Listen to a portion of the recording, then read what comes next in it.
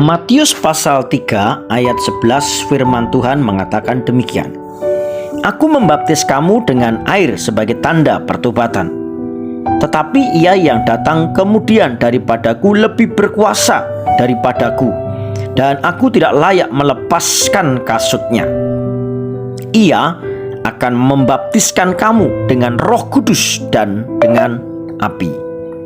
Suara kehidupan hari ini masih berkaitan dengan doa puasa Pentakosta, hari yang keempat, dengan tema baptisan Roh Kudus.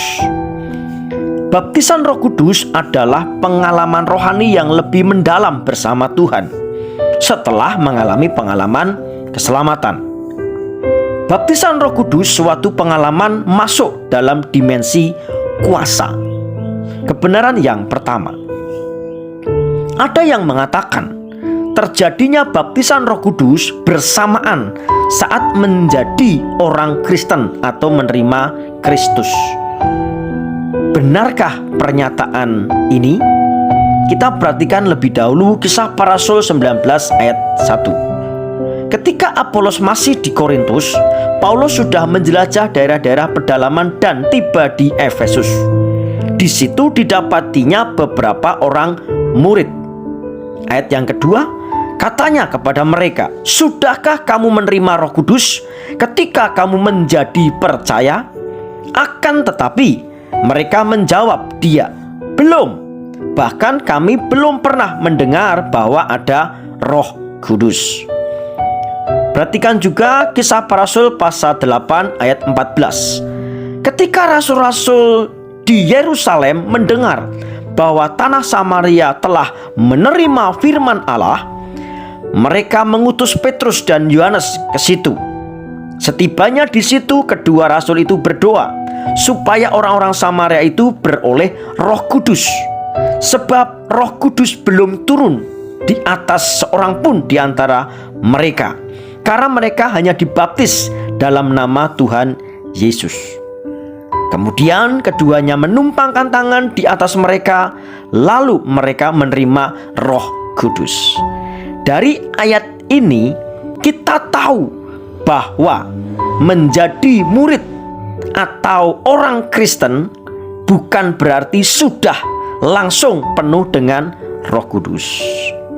Kebenaran yang kedua, ada orang yang mengatakan baptisan Roh Kudus sudah tidak ada lagi bersamaan matinya rasul-rasul. Benarkah pernyataan tersebut? Yohanes pasal 14 ayat 16 mengatakan demikian. "Aku akan meminta kepada Bapa, dan ia akan memberikan kepadamu seorang penolong yang lain, supaya ia menyertai kamu selama-lamanya." Kisah Para Rasul 2 ayat 38, firman Tuhan mengatakan demikian. Jawab Petrus kepada mereka, "Bertobatlah dan hendaklah kamu masing-masing memberi dirimu dibaptis dalam nama Yesus Kristus untuk pengampunan dosamu. Maka kamu akan menerima karunia Roh Kudus. Sebab bagi kamulah janji itu, dan bagi anak-anakmu, dan bagi orang yang masih jauh, yaitu sebanyak yang akan dipanggil oleh Tuhan Allah kita." Dari ayat di atas kita tahu bahwa baptisan Roh Kudus akan terus ada selama-lamanya, bahkan untuk generasi yang masih jauh dan banyak di bawah kita. Pesan ini akan berlanjut. Kekasih Tuhan, jangan hanya beragama Kristen, tetapi penuhlah dengan Roh Kudus. Hari ini saya mendeklarasikan Roh Kudus memenuhi kita, sehingga kehidupan kita bergairah dan semakin menyatakan kerajaan Allah.